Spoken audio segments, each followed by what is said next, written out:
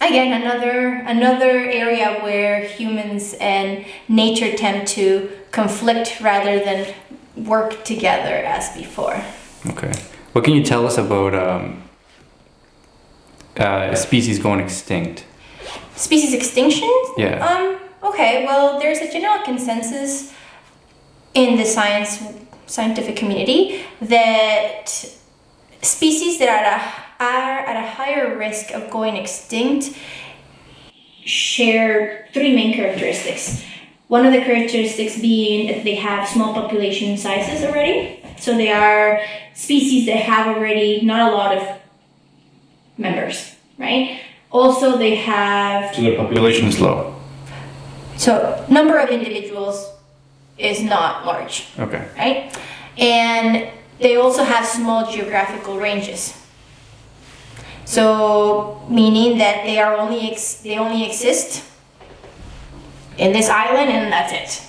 And they also have a very low dispersion rate.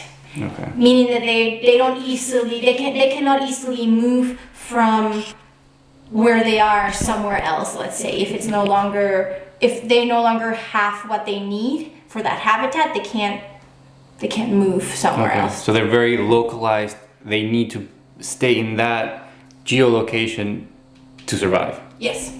So those would be that's the general consensus of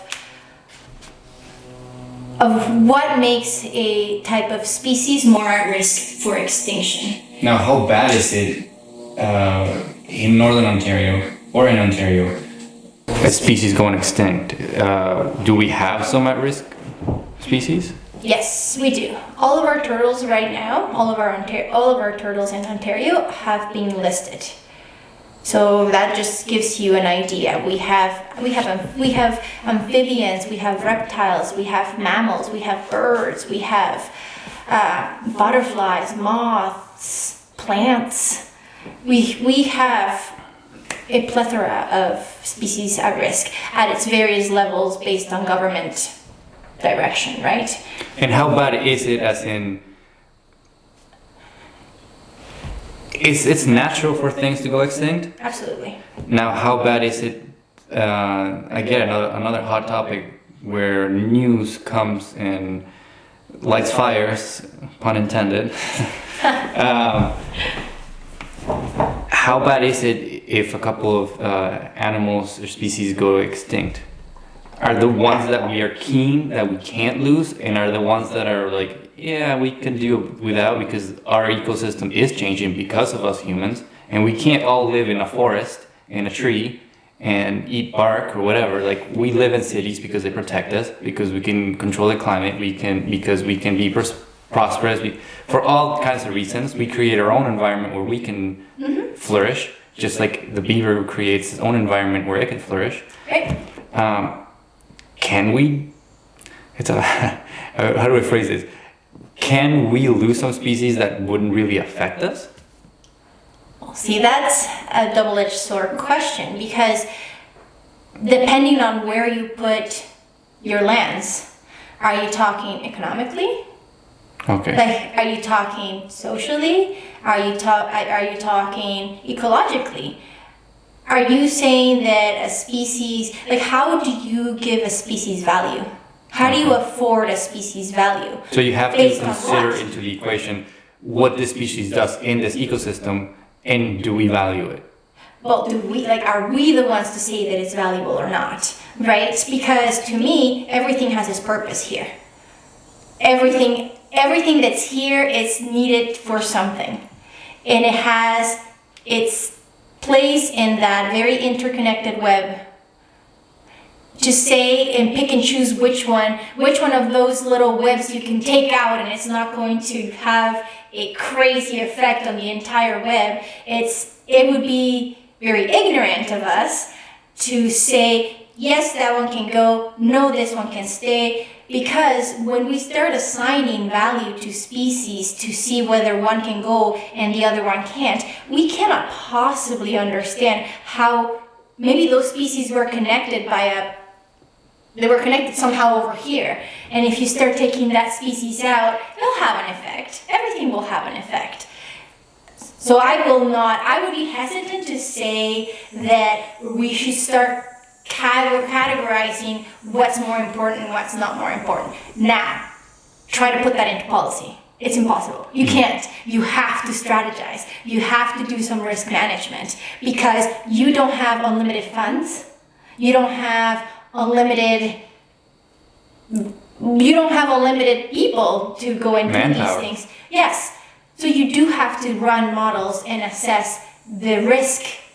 What species do we really need to focus on now because we know they will go extinct now. Right, our caribou, polar bears, like they need help now. Are there species that we're starting to see their numbers dwindling and their habitat being devastated, but they still have enough resilience within their population that they're not going to crash right now. So maybe we can focus our monetary funds on them a little bit later. But let's focus on the ones that are going to die right now, right? To me, that's the way that we can do something about it in an economic kind of political perspective. But if you were to ask me whether one's more important than the other, I would say that's a silly question to ask. What's going on with the bees? Because since I was young, I remember people saying, "Oh, the bees are going to be extinct and the world's going to crash because they pollinate everything and blah blah blah." Like, what's the update with the bees? All right, give me the rundown. Okay, update with the bees. It's a funny one because media has. What I find is you have your flagship species. A flagship species is a species that they've picked, the media has picked, and they've run with it because it's either cuddly, it's cute, and people will be able to relate to it, to want to set funds aside to protect it. Now, honeybees, they're cute, they're fussy, they're yellow with black stripes, but I mean that doesn't stop there. They're big flirts. They're always trying to get into my pop. But honeybees are introduced to North America. They're not natural species. They're not a native species. Native species. No, and unfortunately, due to the flagship species kind of logic of the media trying to focus on try one species that we can focus on to kind of get this message across that pollinators are in danger, they leave behind many other ones that are just as important or more important. As? Are native pollinators. Which are? Mason bees. Mason bees, for example,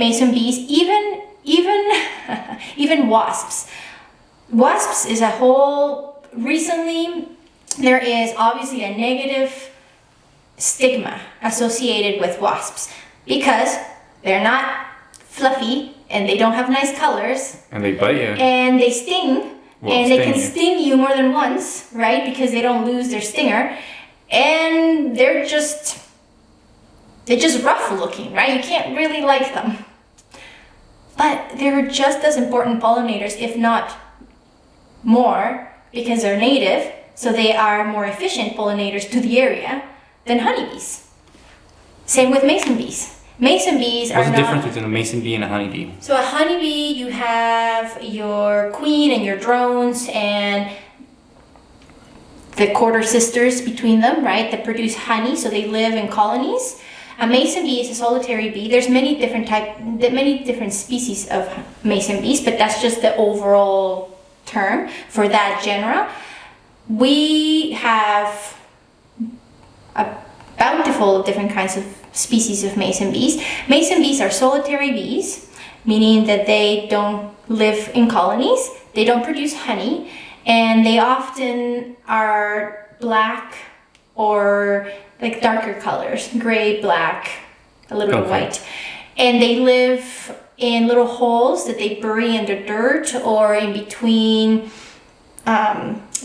wooden pallets, or they're so cute. So do they look like, well, we'll put out a picture of what they look like somewhere here. Some of them look like Some of them may be mistaken by flies. Okay, yeah, that's what I was thinking. Because if they're dark color and that size and they buzz, like people are gonna think it's a fly. Yes. If they're not right in your face. Right. So they get mistaken by flies.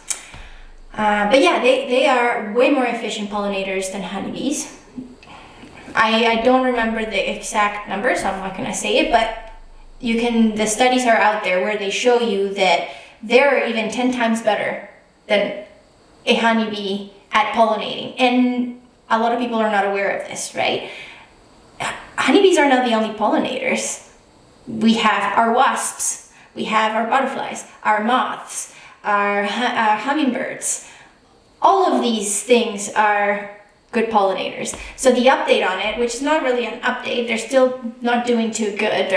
We still don't know what causes, colony collapse disorder. We still don't know what the effects are of the different types of wavelengths, that the radio, microwave, like all of those things. We know that there's an effect, but we don't know at what degree it's affecting them and whether or not we're able to stop this. There are I do have to give a shout out, there has been a lot of awareness about this, and the general populace has started to understand the importance of native, let me underline that, native plant species that help our pollinators, right? There has been, you have to be careful because it's a hot topic. There have been companies, without naming them, they have offered native seed packages, but when you look at them, they contain invasive species that are not good, right? Okay. In invasive plant species. So you have to be careful. You have to do your research. You can't just, anything that comes easy is not the best thing. You need to work a little bit to do the right thing. If you're just saying, oh, it says that it's good for pollinators, and you pick it up and it has forget-me-nots, well, that's a very aggressive invasive species. Talk to us about invasive species. What do they do to the ecosystem? Well, invasive species are species they don't normally have a natural predator in the area, hence their populations go rampant, and they often also have, their reproductive system is, they reproduce faster, their density increases rapidly, and their offspring of those species tends to outcompete the native species. So they're very aggressive. Overall, they reproduce faster, they grow faster, and they just take over the niche they break that natural web of connectivity. They come in and they don't have a place. So they come in and they start breaking those very natural ways that things relate to each other by kicking natural things out. Invasive species are... Give us an example of something an everyday person here in Ontario would understand and could identify as an invasive species. There's so many. I'm trying to think what would be a good example. We can do either animal or plant. Let's go back to this one. Okay. And then I can formulate a better answer for you. Okay. So, yeah. What's your next question? For the bees, you were talking about, not the bees, pollinators. You were talking about plants that are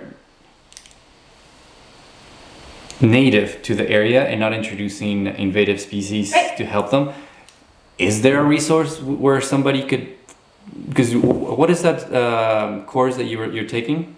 The thumb green something?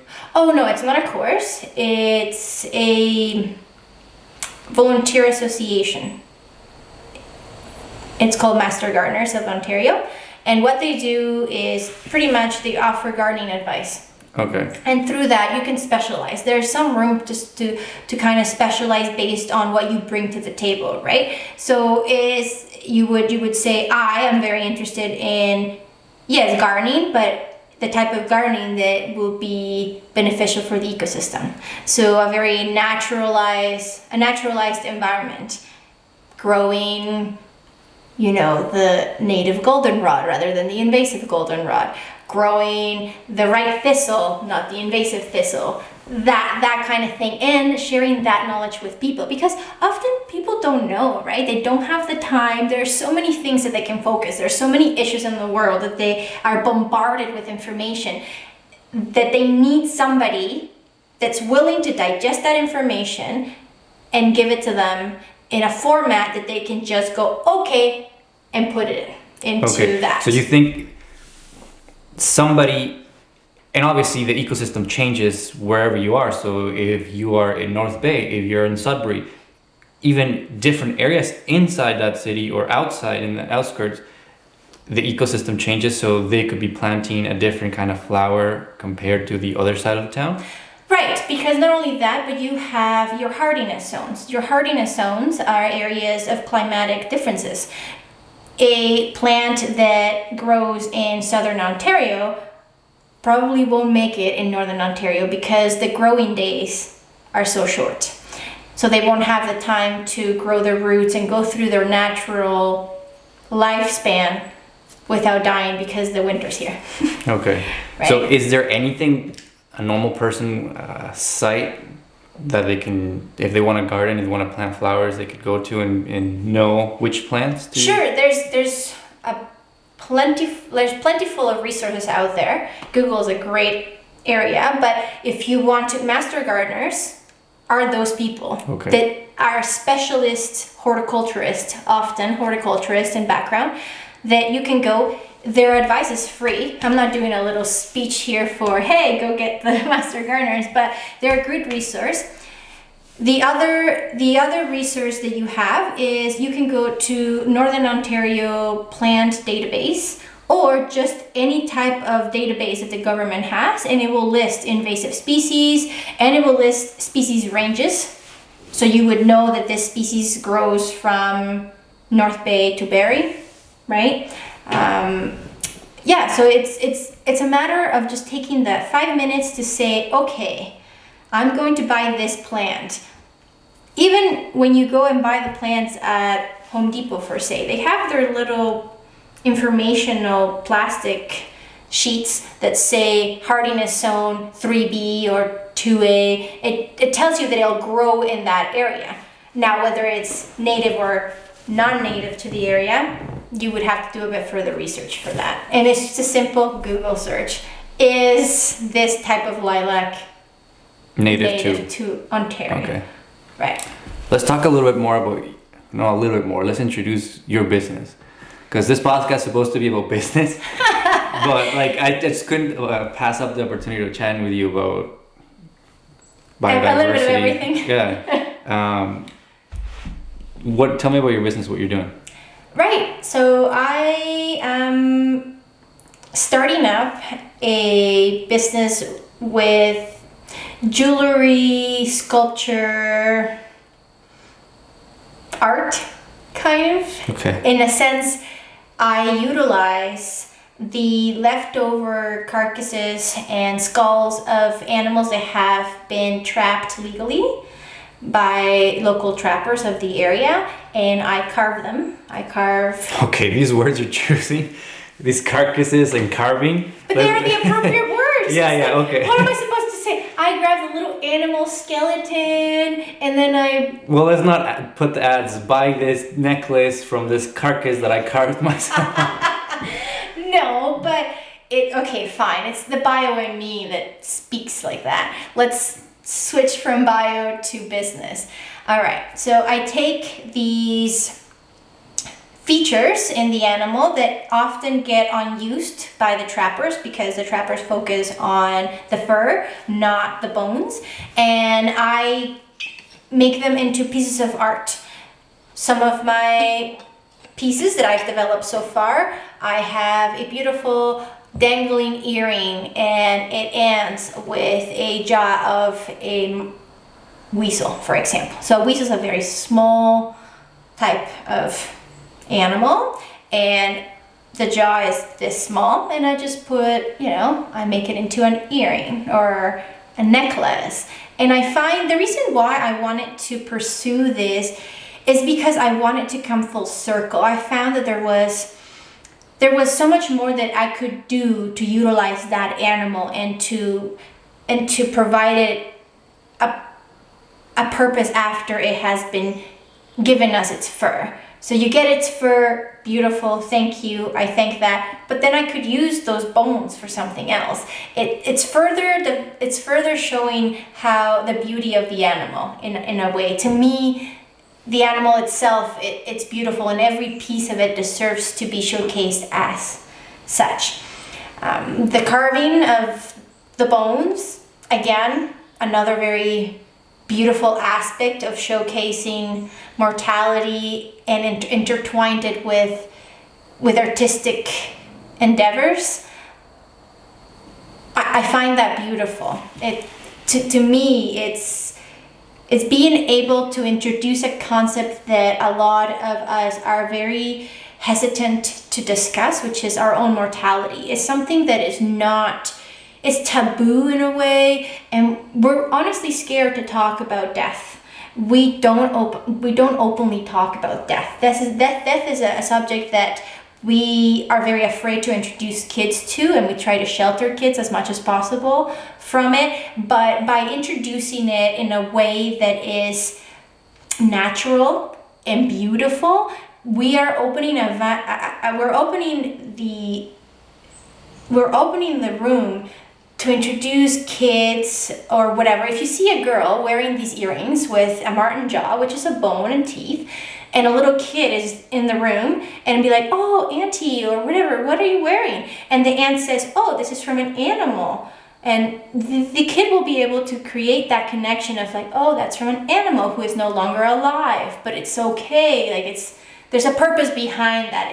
It's a bit poetic in a sense, but I find that it's a subject that at least the Northern Hemisphere is not used to being very openly discussed.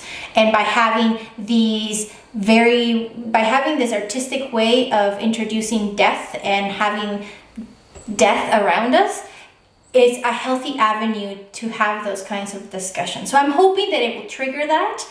At the time, I also like to have those artistic escapes for my own personal rewards. And if you're not really into all that death experience or whatever you're saying, if they're pretty, they're yes, unique, they are. because they're not mass produced. No, Every they're single not. one comes from an individual animal. Mm-hmm. Where do you get your carcasses? So my animal skeletons, I get them from local trappers of the area. Okay. So they are legal, they have their trapping licenses, they go through courses where they know what is the most humane way of killing or trapping an animal. And there has been a huge debate of people that are, again, uneducated individuals in our community feel as though that trapping is so inhumane and we're hurting the ecosystem by doing these things. Meanwhile, trapping is one of the oldest, if not the foundation of Canadian heritage. Most of the portages for canoes were built and are still there for fur trade. Fur trade boomed the economic landscape of Canada. It was what triggered the development of the train routes, right? It triggered the discovery of, and fur trading and fur harvesting, it's been rooted in Canadian history. To think that as something that is a negative is very uneducated.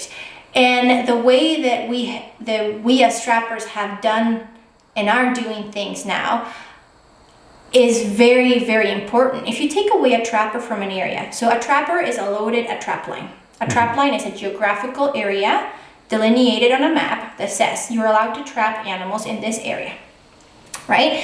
They have quotas. Quotas meaning that they have beaver quotas. You have to trap 20 beavers a year. If you don't, you get penalized and eventually your trapper's license will get removed, right? The trapper, trapping right now is not a business. You don't make money out of trapping. You lose money out of trapping because it's a passion. It's a passion. People do this to connect to nature. People do this to be part of something that they were part of but have been so disconnected from. You go there at -30 and you're putting a 330 Connie bear, your hands are freezing and you can't, you have to be out there checking these traps because the beaver is gonna come in and you can't damage the fur, and it's an homage. It's a respect, a submersion of human with nature again. But a lot of people think, well, that's bad. You're killing a lot of animals for fur. That's selfish.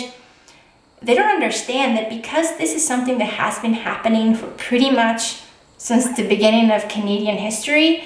If you were to take away the trappers from that area, those ecosystems would not do well because their populations of those kinds of animals that were being trapped will increase, which will cause a collapse, right? We have been so embedded now in the ecosystem that taking us away from that, taking trappers away from the ecosystem now would cause damage. More harm? Yeah, okay. Right, because now we are controlling the populations. We make sure that there's not a lot of these. We're the apex predator. Pretty much. Pretty much. You take away your apex predator, your lions, you take away your lions, you take away these. Your wolves, right? Wolves love beaver. They eat a lot of beaver. They also love their moose.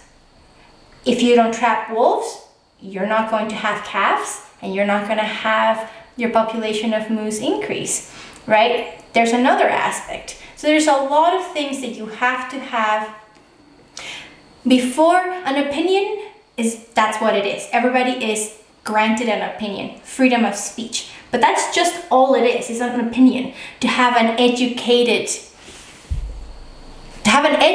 opinion, you do have to do your homework. You have to do your research. You have to see what are the impacts that hunters, trappers, fishermen have on the ecosystem.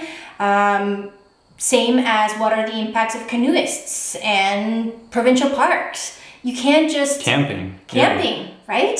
Like all of that has its place. We can't start saying that's good, that's bad. Again, going back to what we've talked earlier, right? Like what species is more valuable to protect than another species?